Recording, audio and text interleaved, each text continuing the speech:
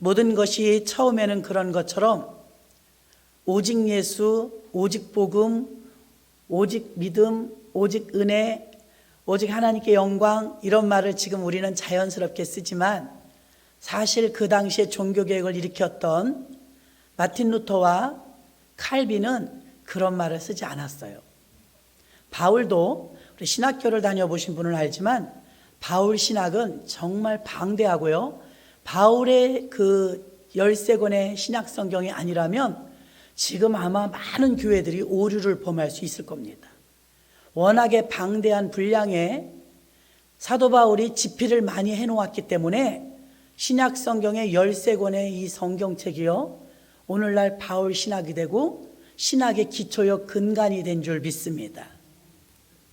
우리 믿는 사람들에게는 약점이 강점으로 변할 수가 있는데 위기를 기회로 만들 수 있는 것은 믿음 안에서만 가능한 줄로 믿습니다. 사업에 실패할 수 있어요. 죄를 지을 수도 있어요. 그곳에 머물러 있다면 실패할 수밖에 없지만 믿음으로, 하나님이 주시는 힘으로, 주의 능력으로 다시 일어설 수 있습니다. 그것은 얼마나 내가 믿음의 정신을 가지고, 신앙의 정신을 가지고 흐트러지지 않는 가운데서 같은 방향과 같은 목적을 향하여 처음 먹은 마음으로 잘 달려가고 있는가에 결과가 달려 있습니다. 그러므로 우리는 이 5대 정신을 그분들에게만 있는 정신이 아니라 우리에게도 전수되는 정신이 되라고 주신 줄 믿습니다. 바울 신학이라는 과목은요, 신학교나 대학원이나 다 있어요. 바울 신학이라는 과목이 없는 신학교는 없어요. 다른 비교 종교학이라든지 철학이라든지 이런 거는 있다 없다 하기로 하지만요, 바울 신학은 빠질 수가 없어요. 그러나 역으로 생각하면 바울은 신학을 세운 적이 없어요. 바울 신학이라는 말을 써본 적도 없어요. 후대들이 그를 평가하기를 바울 신학이라고 정의를 내리는 것입니다. 그만큼 신학이 정립이 잘 되어 있다는 거죠. 체계가 잘 갖추어져 있다는 것입니다. 이렇듯 마틴 루터와 존 칼빈도요, 그들이 외쳤던 이 정신은 그대로입니다. 오직 복음, 파이브 솔라라고 해서 오직이라는 말을 5번을 다 집어넣었는데요, 이 정신은 있었지만 그들이 오직이라는 말을 쓰지는 않았더라는 것입니다. 그럼 언제부터 이 말을 쓰게 되었느냐? 이것은 역시 감수성이 예민한 예술가들, 음악, 찬양을 하는 분들을 통해서 오직이란 말이 붙게 되었죠. 우리가 잘 아는 요한 세바스찬 바흐 음악가입니다. 또 핸델, 유명한 이분들의 작품의 끝에는 언제나 오직 하나님께 영광이 들어가요. 이 음악가들을 통해서 오직이란 말이 들어가기 시작한 거예요. 마틴 루터나 칼빈은 오직 정신은 있었지만 그렇게 꼭 집어 말하진 않았었는데, 말씀, 복음, 믿음 이렇게 말했는데 매번 그들의 강조점이 오직이었기 때문에 이제 찬양을 만드는 분들은 하나님께 영광이라는 이 찬양, 오직이라는 말을 매 가사마다 넣었더라는 것이죠. 할렐루야! 우리의 신앙도 그렇게 본받아야 될 줄로 믿습니다. 그래서 오직이 이 라틴어인데 오직 하나님께 영광, 바흐와 핸델을 통해서 그의 작품들의 끝머리에 항상 오직 하나님께 영광. 그 뒤로 우리는 너무 많이 듣죠. 이 모든 영광을 하나님께 돌립니다. 이렇게 우리는 많은 분들이 주께 영광 돌리는 모습을 보는 걸 알 수가 있습니다. 사역자가 되었든 평신도가 되었든 우리가 하나님 믿는 사람이라면 누구나 하나님을 드높이는, 하나님의 영광을 나타내는 이 삶은 우리의 본분인 줄로 믿습니다. 모든 전 영역에서 우리는 먹으나 입으나 사나 무엇을 하든지 하나님의 영광을 돌린다는 이 5대 강령의 마지막 번에 나오는 오직 하나님께 영광은 이게 최우선이 되어야 하며 결과가 되어야 되는 아주 중요한 오직 하나님께 영광 돌리는 삶이 되어야 될 줄로 믿습니다. 종교개혁에서 또 가장 힘들게 만들었던 이 심각하게 발생했던 문제들도 오직 하나님께 영광이라는 말이었던 것입니다. 고린도전서 10장에서 보면 우상 숭배를 철저하게 물들어 있던 이교도 정신을 가지고 있었던 잡동사니 신앙 같았던 이 초대 고린도 교인들은요, 우상에게 제물을 드리고 그것을 먹는 일에 대하여서 이방 문화의 제사에 드렸던 고기들을 쓰느냐 마느냐, 먹느냐 마느냐, 제사상에 올라갔던 고기를 먹어야 되느냐 말아야 되느냐, 이런 논쟁이 고린도전서 10장에서 펼쳐졌습니다.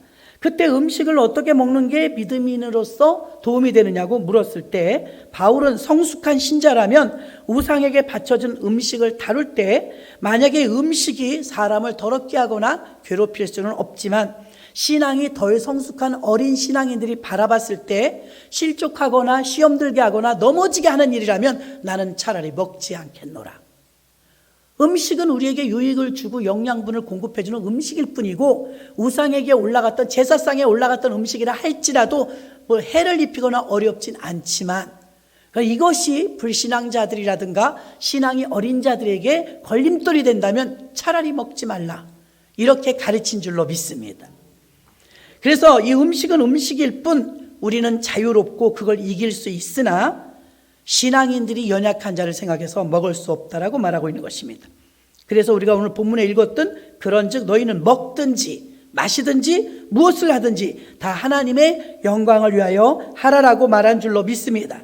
하나님은 식생활에 관한 바울의 논의에 대해서 핵심을 말합니다. 무엇을 하든지, 음식 먹는 것뿐만이 아니라 우리의 언어와 행실과 우리의 삶을 통하여서도 하나님께 영광이 되도록 하라, 이렇게 가르쳐주고 있는 뜻을 알아야 됩니다. 그래서 우리들의 삶을 통해서 하나님이 영광을 받으시고 영화를 받으시는 것, 그게 우리가 하나님께 영광 돌리는 일인 줄로 믿습니다. 예를 들면 우리 자녀가 만약에 살인자라고 생각해 보십시다. 교도소를 뻔질나게 드나들었던 전과가 굉장히 많은 사람이라면 어디 가도 자식 얘기를 못할 거예요. 내 아들이고 내 딸이지만 그렇게 많은 범죄와 부끄럽게 만든 일을 했다면 우리 아이가 이렇습니다, 말하지 못할 거예요. 어떻게 하면 숨길까, 감출까, 그렇게 말할 것입니다. 그런데 반대로 학교를 초등학교부터 대학교까지 계속 수석을 했다. 거기다도 주일도 한 번도 어기지 않고 공부 잘하고 신앙생활 잘한다. 거기다가 또 대학 졸업하더니 훌륭한 회사 취직해갖고 돈도 잘 번다. 그런 그 부모는요, 어디 가도 자식 자랑합니다. 하나님도 마찬가지입니다. 여러분 때문에 하나님의 영광이 가리워진다면 부끄럽고 하나님 마음이 답답하실 것입니다. 여러분들이 하나님을 향해서 누가 알아주든지 안 알아주든지 믿음을 지키고 어디에 있든 신앙의 본질을 잘 지켜낸다면 권사답게, 집사답게, 신앙인답게, 스데반 집사가 최초의 순교를 할 때 이 사도들보다 하나님이 더 앞세웠던 것은 스데반 집사를 하나님이 자랑하는 거예요. 이 영광을 하나님이 기쁘게 받으셨다는 것을 알 수가 있습니다. 그러므로 스데반 집사를 하나님이 자랑스러워했다. 빌립 집사를 자랑스러워했다는 것입니다. 옥합을 깨웠던 마리아를 얼마나 자랑스러워했는지 어디서든 복음이 증거되는 곳에선 이 여인의 이야기도 전하라 할 정도로 드러내길 원하셨습니다. 우리가 삶을 온전하게 살면 하나님의 영광이 드러납니다. 그래서 오직 하나님께 영광에는 종목이 없어요.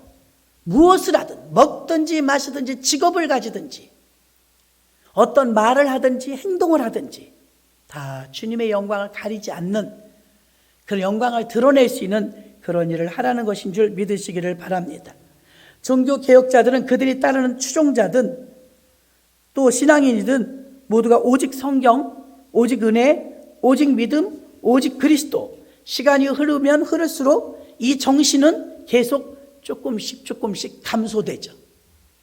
그래서 나중에는 갈등과 충돌이 일어나고 종교개혁이 참 훌륭한 일이긴 하지만 부산물을 내기도 했습니다. 그것이 무엇이냐면 오늘날 한국 교회에 만연해 있는 교단과 종파의 분열, 독립, 개체, 자꾸 분파가 늘어났다는 것이죠. 이것은 어쩔 수 없이 종교개혁 이후에 나타난 교단과 교파의 분립들이 난무해진 것은 틀림없는 사실입니다. 이것은 하나님께 영광 돌리는 일은 아니지만 교단과 교파가 자꾸 늘어나는 이유들은 신앙의 본질이 오직 성경, 오직 은혜가 되어야 돼요. 그래서 처음엔 3가지 강령 아니었습니까? 나중에 오직 예수, 오직 하나님께 영광이 존 칼빈을 통하여서 두 가지가 더 첨부되죠. 나중에 왜 그 첨부됐겠습니까? 이렇게 종교개혁이 잘 강행되었음에도 불구하고 신앙의 본질을 이겨내지 못했다는 것입니다. 사람들이 자신들의 신념을 내세우기 시작했어요. 자기들의 의의를 내세우기 시작했어요. 자기들의 입장을 내세우기 시작했어요. 그것은 갈등을 가져왔고, 갈등은 분열을 가져왔으며, 분열은 교단과 교파가 자꾸 번식됨을 가져왔습니다. 교회가 많이 생기는 건 좋은 일이었지만, 교회가 생기면서 교단도 많이 생기고 교파도 많이 생기는 이런 아픔이 따랐다는 것입니다.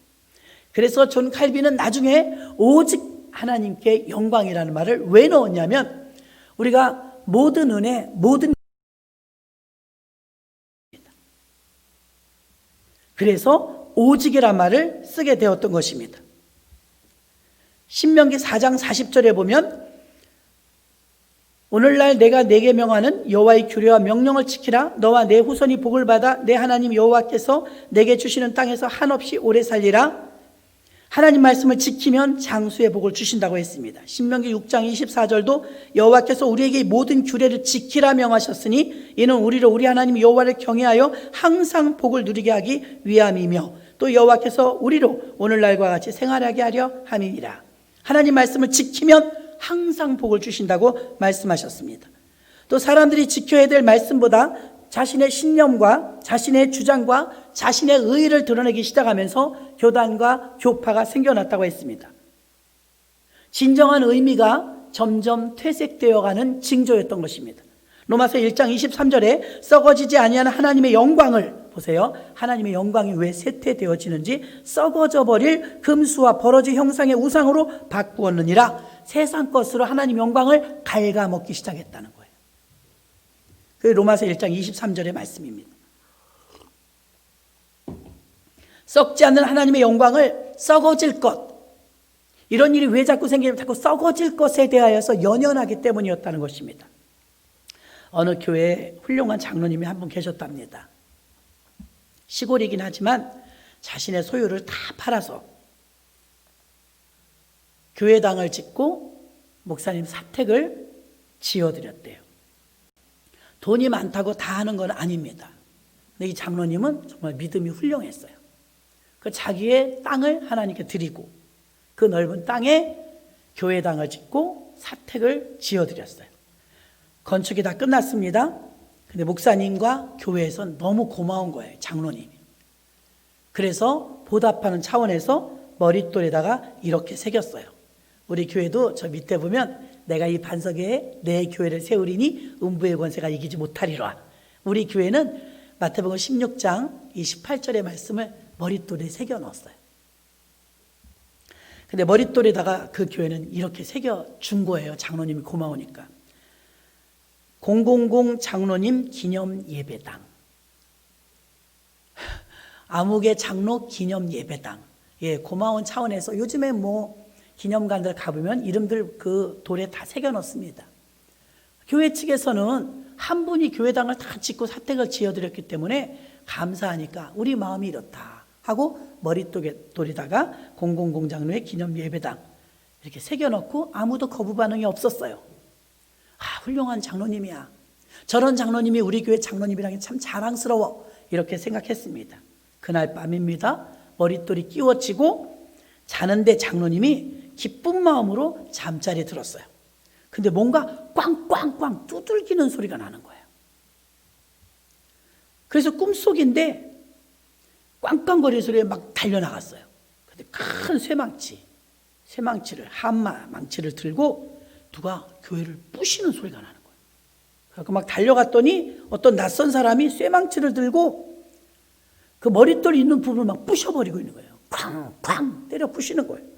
얼마나 깜짝 놀란 새 건물인데 장로님이 멱살을 잡고 이놈아 네가 누군데 힘들게 다 공들여 세운 교회를 네가 뭔데 와서 부수냐고 멱살을 잡고 막 땅바닥에 내동쟁이 치면서 자세히 봤더니 예수님이더랍니다. 깜짝 놀랐어요. 주님 웬일이십니까? 예수님이 슬픈 얼굴로 말씀하세요. 이게 너희 땅이냐?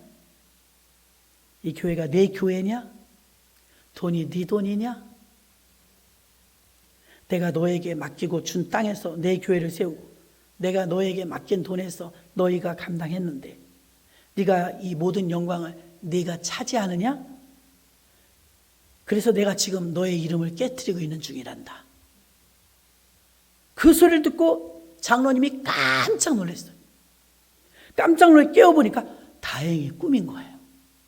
장로님이 뜨거운 눈물을 흘리면서 그 자리에서 주님 잘못했습니다. 주님 잘못했습니다. 회개하면서 쇠망치를 정말 들고 막 교회로 갔어요. 그리고 머릿돌을 꽝꽝 부시니까 사택에서 잠들어 계시던 목사님이 한밤중에 한마 소리가 나니까 깜짝 놀랐고 뛰어나왔어요. 똑같이 웬 놈이냐? 어떤 놈이 감히 공들여 세운 이 교회를 부수고 있단 말이냐? 확 밀치고 보니까 장로님이에요. 눈물을 펑펑 쏟으면서 장로님이 머릿돌을 꽝꽝 두들겨 부시고 있는 거예요. 아니 장로님, 이게 무슨 일이십니까?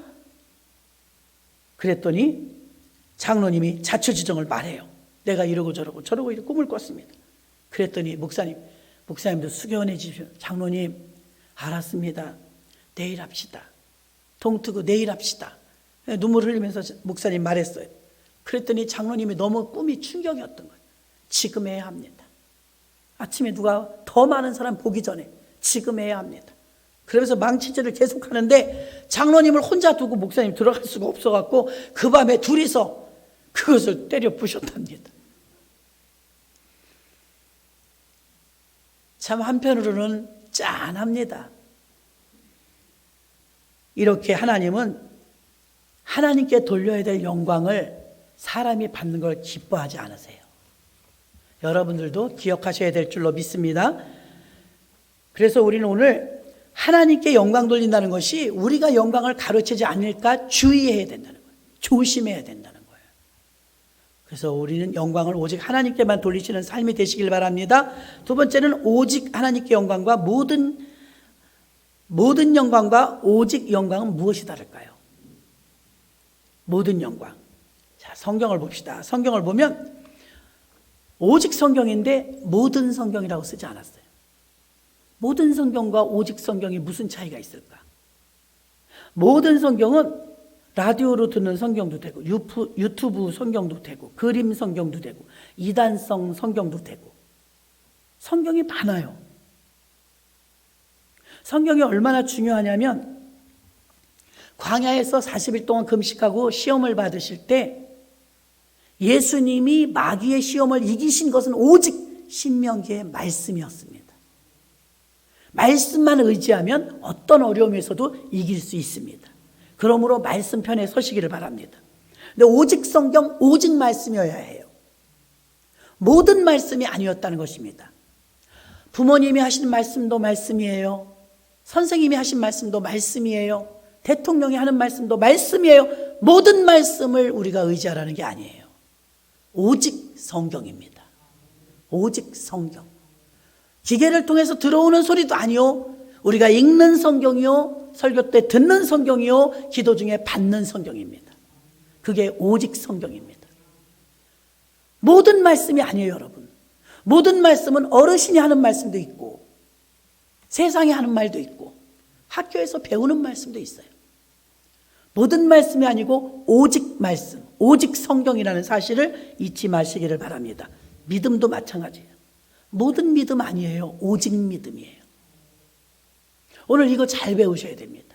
마지막 날 아닙니까? 오늘 종교개혁 시리즈 5가지 말씀을 전해드렸어요. 모든 믿음이 아니에요. 남편 믿어야죠. 아내 믿어야죠. 자식 믿어야죠. 부모 믿어야죠. 사장님 믿어야죠. 친구 믿어야죠. 그런 믿음 아닙니다. 모든 믿음이 아니고 오직 믿음. 예수 그리스도가 나를 위해서 십자가에 달려 죽으신 그 예수를 믿는 믿음. 하나님의 아들 독생자 그 예수를 믿는 믿음입니다. 모든 믿음을 말하는 게 아니라 오직 믿음을. 여러분의 혼선이 없어야 될 줄로 믿습니다. 나는 모든 걸 믿어. 이 교회 저 교회 이단 교회 다 믿을 것입니까? 분별 잘하고 똑바로 올바른 성경을 전하는 오직 믿음이란 그 예수 그리스도를 잘 전달하는 옳은 교회, 오직 믿음, 모든 믿음은 좋은 사람이 아닙니다. 사기꾼 말도 믿고 나쁜 놈 말도 믿고, 믿음이 좋다는 게 그런 데 쓰임받는 것이 아니라 모든 믿음을 말하는 게 아니라 오직 믿음을 말합니다. 오늘 이것을 분별하셔야 될 줄로 믿습니다. 마찬가지로 모든 은혜 아니에요. 오늘 내가 이 자리에 있기까지는요, 모든 은혜 맞아요. 왜 그러느냐? 부모님이 없이 이 자리에 있을 수 있어요? 여러분 선생님들이 없이 이 자리에 있을 수 있어요? 성도님들 없이 이 자리에 있을 수 있어요? 모든 은혜는 맞지만 오늘 종교개혁 정신에서 말씀하고 있는 은혜는 오직 은혜입니다. 이 오직 은혜는 하나님의 은혜를 말합니다. 스승님의 은혜 있죠. 부모님의 은혜 있죠. 가족, 친지, 동료들의 은혜도 있죠. 나라 은혜. 우리 은혜를 너무 많이 받고 살고 있죠. 그렇지만 그 모든 은혜를 말하는 게 아니라 오직 은혜는 오직 하나님이 내려주시는 은혜를 말하고 있는 줄로 믿습니다. 그거 구별하라는 거예요. 일상생활의 모든 것을 포함한 것이 아닙니다. 사람을 통해서도 은혜 받았고 내 공로로도 은혜를 체험했습니다. 모든 은혜를 포괄적으로 말하는 것이 아니라 오직 은혜요, 오직 하나님의 은혜로 귀결됩니다. 할렐루야! 오직 하나님의 은혜, 모든 은혜가 아닙니다. 여기서 오늘 마지막에 주시는 오직 하나님께 영광도 마찬가지예요. 모든 영광이 아니라 아까 우리가 찬양 모든 영광을 하나님께 했는데요, 거기에 나오는 모든 영광은 오직 하나님께 영광을 통한 모든 영광입니다. 그런데 지금 제가 말씀 전하려고 하는 모든 영광을 말하는 게 아니라 오직 영광을 말하는 것은 무엇이냐? 우리가 사람이 오늘 내가 이 자리에 있기까지는요, 나의 선생님이 계셨습니다. 나의 코치가 있었습니다.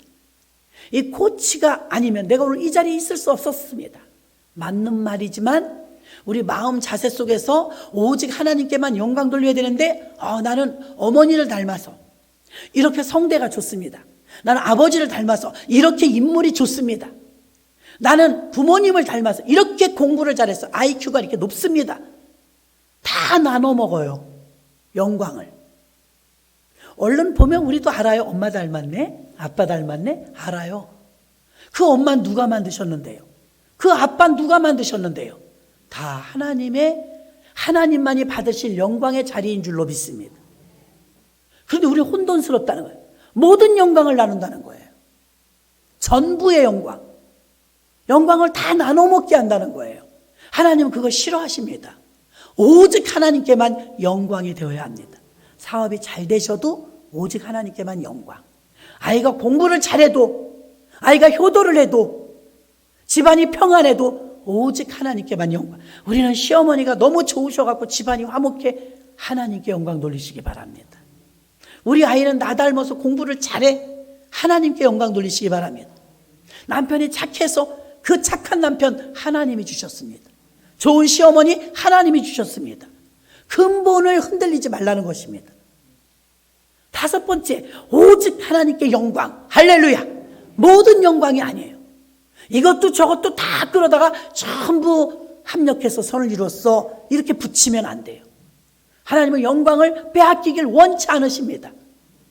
정말 특수하게 목소리가 좋으신 분들은 찬양을 너무 잘, 소양 씨도 찬양 얼마나 잘합니까? 소양 씨는 아마 이 옥타브가 우리나라의 가수 중에 제일 많이 올라갈걸요. 저는 목이 많이 이렇게 결절이 한번 오고 나서부터는요, 목이 무리하면 쉬어요. 그래서 유일하게 늘 부르짖지만 새벽에만 소리를 좀 덜 내고 기도합니다. 결절 더 무리 가지 않게 하기 위해서. 근데 보세요. 얼마나 탁월한 이 성대를 타고났으면 그렇게 고음을 처리하고 1시간씩 찬양을 그렇게 불러도 쉬지 않아요. 그럼 그 소양 씨는 그 목소리 영광을 하나님께 돌려야 합니다. 똑같이 태어났는데 그분에겐 탁월한 은사를 주셨거든요.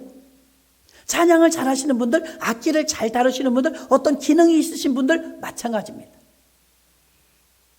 내가 배워서 이렇게 잘 됐어, 그게 아니라 오직 하나님께 영광 돌리시는 모두가 되시기를 바랍니다.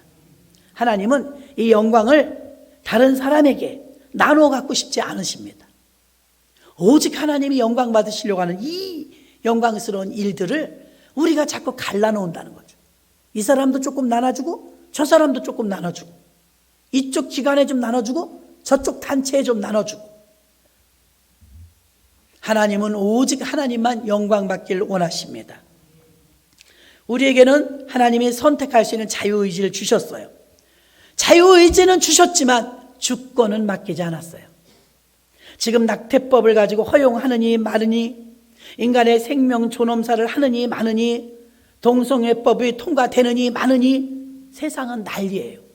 우리 예수 믿는 사람은요, 온전한 분별력을 가져야 돼요. 세상에서는요, 아무리 학교를 많이 다녀도 닭이 먼저냐 알이 먼저냐 답 몰라요. 개구리가 먼저냐 올챙이가 먼저냐 답을 몰라요. 남자가 먼저냐 여자가 먼저냐 답을 몰라요. 교회 다니는 여러분은 모르면 안 돼요. 그렇게 물어봤을 때 모르면 망신이에요. 하나님 망신. 남자가 먼저냐 여자가 먼저냐 이건 다 아실 거예요. 누가 먼저입니까? 남자가 먼저입니다. 아담이 먼저입니다. 닭이 먼저냐 알이 먼저냐? 닭이 먼저입니다. 올챙이가 먼저냐 개구리가 먼저냐? 개구리가 먼저입니다. 증거를 댈게요. 하나님은 아담과 하와를 만드실 때 응애 깐난이부터 키우신 게 아니에요. 완전하게 청년을 주셨어요. 결혼 직전에 청년. 믿으십니까? 완전한 청년을 만들었어요. 청춘 남녀. 닭이나 개구리도 완전한 걸 만드셨지 올챙이부터 키운 게 아니에요. 알이 까가지고 병아리가 된 게 아니에요. 하나님은 동물을 만드셨어요. 흙으로 만드신 유일한 것은 동물과 사람뿐이에요. 나머지는 다 말씀으로 만드셨어요. 그래 생명의 주인은 누구십니까? 하나님이십니다. 이 근거를 아셔야 돼요. 자, 하나님은 최초에 만든 사람이 둘이에요. 남자 하나 여자 하나. 아담과 하와. 그리고 뭐 하셨습니까? 최초의 가정을 만드시면서 딴따다단 결혼시켰죠. 그러면 아담과 하와는 이성입니다. 동성이 아니에요. 최초의 가정이 탄생한 것이, 최초의 사람을 만든 것이 남자와 여자였으며 남자와 여자가 결합하여 결혼하는 것 하나님이 제정하신 창조법입니다. 이 기본이 안 흔들려야 여러분 신앙이 흔들리지 않아요. 그럼 남자와 여자를 남자를 먼저 만드셨고 갈비뼈를 빼서 여자를 만드신 걸 여러분 믿어야 됩니다. 그걸 믿는다면 다음 것들도 다 믿어지는 거예요. 남자를 만드셨어요. 지구를요. 고고학자 지질학자들이 지구를 검사하니까 수억 년 됐대요. 성경은 6,000년 됐대요. 성경 역사는 6,000년밖에 안 돼요. 근데 왜 수억 년 된 걸 기독교인들은 엉터리라고 말합니다. 엉터리일까요? 하나님은 지질학자들의 논리는 이렇습니다. 지질층이라는 게 있어요. 1년에 얼만큼씩 늘어나고 몇 년이 되면 이 지질층이 몇 개 생기고 나이대처럼. 맞는 말입니다. 수억 년 됐을 수도 있어요. 놀라운 것은 이래요.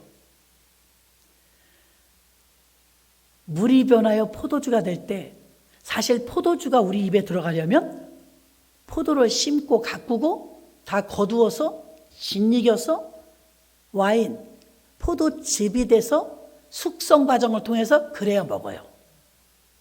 그런데 그 자리에서 물이 변하여 포도주가 된 건 다 생략. 믿으십니까? 생략 있어요. 그게 기적이죠. 그러면 하나님께서 우주 만물을 만드신 그 능력이 5만 년 된 거 만들까? 3만 년 된 거 만들까?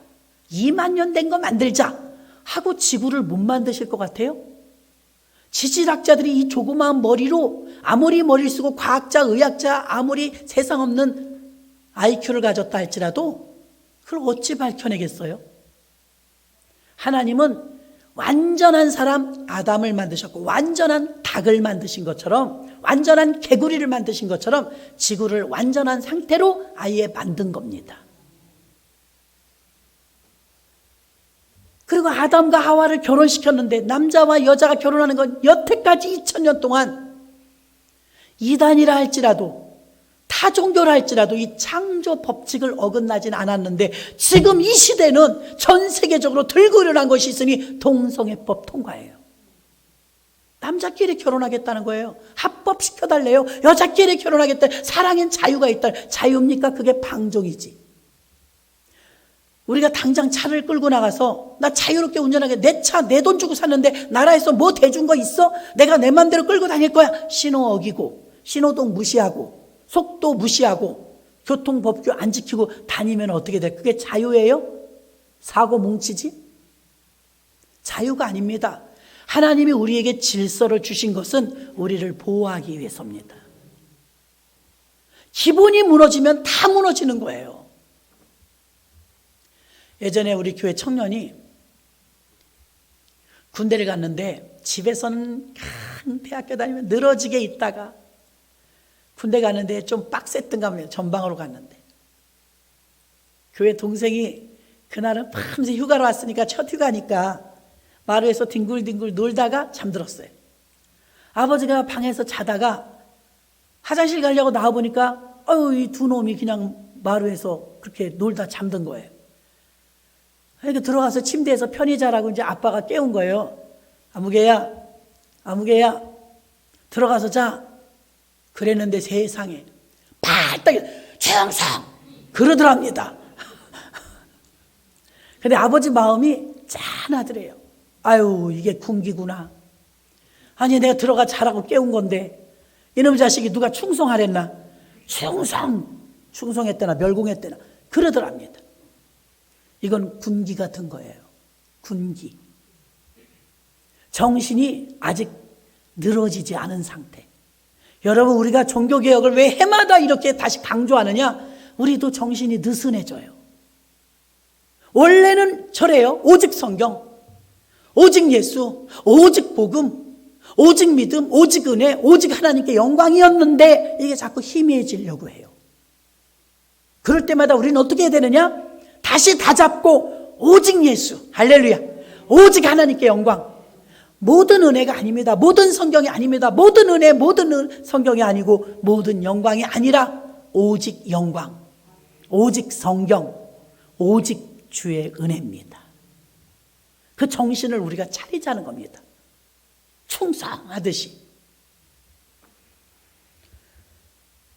그래서 우리는 모든 영광과 오직 영광의 구별을 할 줄 알아야 되고, 종교개혁으로 방향과 범위와 대상은 오직 어디로 귀결되느냐? 하나님께 영광. 종교개혁 왜 했습니까? 하나님께 영광. 우리가 올바른 신앙생활을 하기 위해서입니다. 마지막 세 번째는 오직 하나님께 영광을 돌리는 성경 말씀을 우리가 이제 실천해야 합니다. 이게 우리의 숙제입니다. 실천. 마틴 루터를 통해서 우리 칭의를 줬어요. 이신 칭의. 오직 의인은 믿음으로 말미암아 살리라. 아무 조건 없어요. 죄가 있다 할지라도 예수 믿으면 구원 받습니다. 그렇게 칭의를 확립시켜 놓고 구원을 주었지만 이게 느슨해지니까 칼빈을 통하여서 오직 하나님께 영광이 들어간 이유는 바로 성화 부분. 성화 부분을 통해서 하나님께 영광이 되게 하기 위한 개혁 신앙의 중심과 질서와 균형을 잡은 줄로 믿습니다. 성경에 하나님께 영광 돌리라는 말씀을 하나하나 한번 보도록 하겠습니다. 요한복음 15장 8절. 너희가 과실을 많이 맺으면 내 아버지께서 영광을 받으실 것이요 너희가 내 제자가 되리라. 아멘. 로마서 4장 20절. 믿음이 없어 하나님의 약속을 의심치 않고 믿음에 견고하여져서 하나님께 영광을 돌리며. 자, 과실을, 요한복음 15장 8절에는 과실을 맺어도 하나님이 영광을 받으시고요, 로마서 4장 20절은 믿음이 견고하여도 하나님께 영광이 됩니다. 여기 오직 믿음, 오직 성경 다 들어가 있습니다. 보세요. 과실을 많이 맺으면 내 아버지께서 영광을 받으실 것이요 열매 맺는 신앙생활하면 하나님이 영광 받으십니다. 또 로마서 4장 20절 믿음이 견고하면 하나님이 영광 받으십니다. 고린도전서 6장 20절 값으로 산 것이 되었으니 그런즉 너희 몸으로 하나님께 영광을 돌리라. 우리 몸으로 하나님께 영광 돌릴 수 있습니다. 유튜브로도 예배 드릴 수 있고 어디 계시든 기도할 수 있지만 몸을 주님 앞에 드리면서 주님의 전전에 나와서 드려질 때 몸을 드리는 것도 하나님께 영광이 됩니다. 고린도전서 10장 31절 그런즉 너희가 먹든지 마시든지 무엇을 하든지 다 하나님께 영광을 위하여 하라. 하는 일을 신중히 하세요. 무엇을 하든지 무슨 말을 하든지 다 하나님께 영광이 되게 하십시오. 지금 제가 나열하는 성경 기절의 말씀들을 여러분들이 나중에 다시 한번 듣고라도 기억하셔서 삶에 적용하면 여러분의 삶은 하나님께 영광 돌리는 삶이 될 줄로 믿습니다. 무엇을 하든지 하나님의 영광을 위해서 하십시오. 하는 일입니다. 고린도후서 1장 20절 하나님의 약속은 얼마든지 그리스도 안에서 예가 되니 그런즉 그로 말미암아 우리가 아멘하여 하나님께 영광을 돌리게 되느니라. 아멘. 순종 아멘 신앙 되시길 바랍니다. 목사님 시간 없어요. 못해요. 나중에요. 이런 것이 아니라 오직 하나님께 아멘이요 또 예요 예와 아멘만 되느니라. 순종하는 사람은 하나님께 영광을 돌리게 됩니다. 고린도후서 4장 15절 모든 것을 너희를 위하여 하는 것은 은혜가 많은 사람의 감사함으로 말미암아 더하여 넘쳐서 하나님께 영광을 돌리게 하려 함이라. 아멘. 많은 사람의 감사함으로 감사 생활은 하나님께 영광이 됩니다. 이왕에 구하는 거 감사로 구하십시오. 불평하고 원망하며 투정하면서 구하지 말고 감사함으로 구하시기를 바랍니다. 그러면 하나님이 영광을 받으신대요. 마지막 7번째 베드로전서 2장 12절 너희가 이방인 중에서 행실을 선하게 가져 너희를 악행한다고 비방하는 자들로 하여금 너희 선한 일을 보고 권고하시는 날에 하나님께 영광을 돌리게 하려 함이라. 아멘. 남들이 악행한다고 오해하고 비방한다 할지라도 계속 선한 행실을 함으로 선한 행실의 끝은 있기 때문에 선하게 저쪽에서 저렇게 나오는데 내가 뭐하러 그렇게 나와가 아니라 저쪽에서 그렇게 나와도 나는 말씀대로 나가는 것입니다. 그러면 어떻게 됩니까? 그게 하나님께 영광이 된답니다. 하나님께 영광 돌리는 모습이 이렇게 7가지 성경 기절을 통하여서 여러분에게 알려드렸습니다. 감사하는 것도 영광 돌리는 일이요, 순종하는 것도 영광 돌리는 일이요, 선한 행실도 하나님께 영광 돌리는 일이요, 과실을 맺는 것도 영광 돌리는 일이요, 믿음이 충만한 것도 영광 돌리는 일이요, 몸으로 주님 앞에 나와 드리는 것도 영광 돌리는 일입니다. 오늘 우린 지금 뭐 하고 있습니까? 하나님께 영광 돌리고 있습니다. 이 예배를 통하여 하나님이 영광 받으시는 줄로 믿습니다. 오직 하나님께 영광을 돌리려면 삶으로 실천하는 것이 가장 중요한데 7가지 성경 기절에 나온 말씀처럼 이제 우리의 목적은 하나님께 영광을 위하여 삶의 터전으로 달려나가 행동으로 옮기는 것인 줄로 믿습니다. 지금은 코로나가 팬데믹 현상으로 전 세계가 난리입니다. 이런 어려울 때 코로나 블루라고 하죠. 코로나 때문에 우울해졌다. 삶에 어둠이 깃들어졌다. 희망이 없어졌다. 힘이 빠진다. 경기가 침체됐다. 물질적인 어려움 다 있습니다. 이런 모든 결핍과 고통 속에서 우리는 이제 이웃과 거리 두기를 영적으로 그만해야 할 것입니다. 왜 그러느냐? 계속 거리 두기 하고 너는 너 나는 나 계속 거리감을 두고 마주치지 않고 보지도 않고 만나지도 않고 대화하지도 않는다면 우리는 점점 고립될 것입니다. 이제 우리는 이웃과 거리 두기를 그만하고 고통당하고 코로나 때문에 당하고 있는 어려움을 겪고 있는 자들에게 다가가야 할 것입니다. 적극적인 모습으로 다가가서 그들의 고통을 함께 기도하며 함께 나누어 정말 진정한 종교개혁 정신이 기독교 정신을 가지고 그들의 삶에 함께 발작을 드러나야 될 줄로 믿습니다. 로마가 전염병으로 인구의 4분의 1이 죽어갈 때가 있었습니다. 고통당하는 영적 모델이 되어서 전염병으로 희생당해서 얼마나 힘들고 어려울 때 그 로마인들은 교인들이 그 도시마다 예수 믿는 예수쟁이들이 많은 동네를 보니까 다른 동네와 비교해 봤을 때 이 전염병이 반도 안 걸리더랍니다. 로마인들이 이 전염병 때문에 인구의 4분의 1이 죽을 때 오히려 기독교인들을 다시 재조명하며 기독교인들의 우월성을 바라보고 찾게 되었던 것입니다. 그동안 핍박하고 조롱했던 자기들의 소유물같이 느꼈던 식민지 생활 시켰던 이 유대인들을 그 예수 믿는 사람들 중에서 이 전염병에 걸리지 않고 당당하게 살고 우울하지 않고 힘차게 사는 모습을 보면서 로마인들은 기독교인들을 다시 보기 시작했습니다. 또한 독일에서는요, 흑사병에 걸려가지고 로마에도 이 독일에도 엄청난 어려움을 겪었으며 1527년에는 흑사병이 독일을 드디어 덮쳤습니다.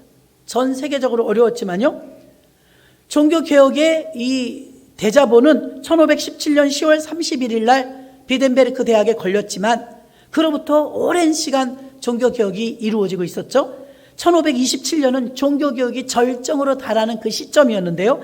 그때 하필이면 독일의 흑사병이 덮쳤어요. 지금 우리 코로나가 덮친 것처럼 어려움이 왔습니다. 그때 마틴 루터가 아주 의기소침해 있는 기독교인들에게 엄청난 선언문을 낭독합니다. 그 선언문을 조금 제가 적어가지고 나왔습니다. 마지막으로 읽어드리겠습니다. 마틴 루터의 선언문, 지침서입니다. 그리스도인은 전염병에 도망가든지 가지 않든지 올바로 행동해야 한다. 이게 주제입니다. 그리고 이렇게 선포합니다. 우리는 우리의 자리에서 죽는다. 그리스도인 의사들은 그들의 병원에서 떠날 수 없으며 그리스도인 공무원들은 그들의 근무지를 떠날 수 없으며 그리스도인 목사들은 그들의 교회를 떠날 수 없으며 그들의 회중을 버릴 수 없다. 전염병이 우리들의 의무를 소멸하게 만들지 못한다. 전염병은 그들을 십자가로 돌아가도록 하고 그 위에서 우리는 죽기를 준비해야 할 것이다. 이렇게 했어요. 굉장히 다짐이 든든합니다. 진정한 그리스도인이 필요할 때입니다. 이웃을 사랑하기 위해서 거리두기가 아니라 그것이 본질이 아니라 고통을 당하고 있는 코로나 때문에 어려움을 겪고 있는 두려움에 있는 이웃들에게 손을 내어 밀며 그리스도인으로서 그들과 고통을 함께 지며 고통을 이길 수 있는 힘을 예수 그리스도를 전해 주어야 될 줄로 믿습니다. 어려움을 해결해 나가는 것 못지않게 변함없이 하나님의 은혜와 사랑을 전달하는 이 사역을 우리는 쉬지 말고 해야 될 줄로 믿습니다. 결론입니다. 하나님께 영광은 오직 하나님께 영광입니다. 모든 하나님께 영광이 아니라 모든 것의 영광이 아니라 모든 것의 은혜가 아니라 모든 말씀이 아니라 오직 성경, 오직 하나님의 은혜, 오직 하나님께 영광입니다. 그래서 오직과 모든의 구별을 가지시기를 바랍니다. 말씀대로 살아내는 것이 하나님께 영광이 됩니다. 바울은 이렇게 말합니다. 네로 황제를 통해서 참수를 당하고 피 3방울을 흘리며 그의 머리통이 절단될 때 톡톡톡 3번이 튕겼는데 그곳마다 샘물이 나온다고 해요. 지금까지. 그 사도 바울은 자기는 딱 한 번 죽는데 이 죽는 죽음을 주를 위해 죽겠다고, 주를 위해 쓰겠다고 했습니다. 병들어서 죽든 늙어서 죽든 사고로 죽든 자살을 해서 죽든 누구나 공통적으로 한 번은 죽습니다. 그 한 번의 죽음을 바울은 가치 있게 죽겠다고 했던 것입니다. 우리도 언젠가는 죽을 것입니다. 우리의 죽음은 어떻게 죽을 것입니까? 우리의 죽음이 그냥 사고 나서 죽거나 불결하게 죽는 것이 아니라 죽는 그 순간까지 주님을 외치며 오직 그리스도께 영광을 돌리는 삶이 되어서 주님의 영광을 드러내는 죽음이 되시기를 주님의 이름으로 축원합니다. 하나님